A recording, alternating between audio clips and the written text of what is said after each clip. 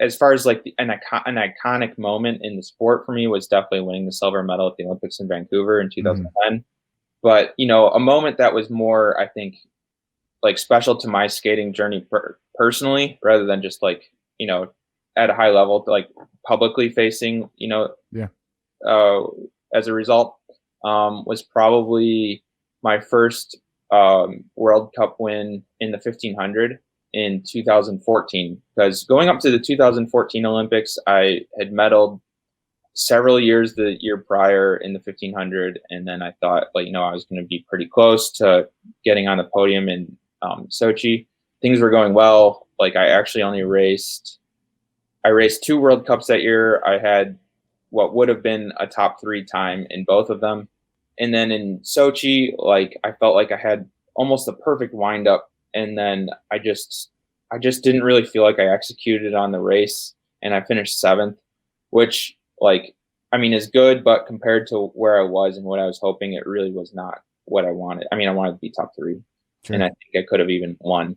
There was, like, I mean, there's nothing you can do after that. Like, you can just tell the reporters, like, I didn't execute, but then they're like, okay, they write an article, and that's kind of it. Hmm. Um, but then 2 weeks later at the next World Cup, or 3 weeks later at the next World Cup in Insel, Germany, I raced the 1500. I executed exactly how I wanted. I still had the wind up people, and then I set the track record. I won, and I won by the most margin of any 1500 that year. And not only that, it was with the exact same guys that were at the Olympics.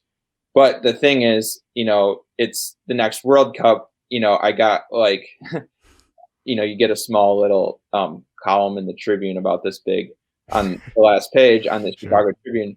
And I mean, it was, but so it was exciting for me though, because, like, I think, and everyone was like, "Oh, dude, you should have done that 2 weeks earlier." And I said, "I know." Thanks. Yeah, I realize that. Like, I mean, I was, so that race that I won and set the track record. Like, the guy that finished second at the Olympics, and the guy that finished third at the Olympics. Mm. The guy that finished first was, like, I think fourth or fifth. But anyways, it kind of flipped around.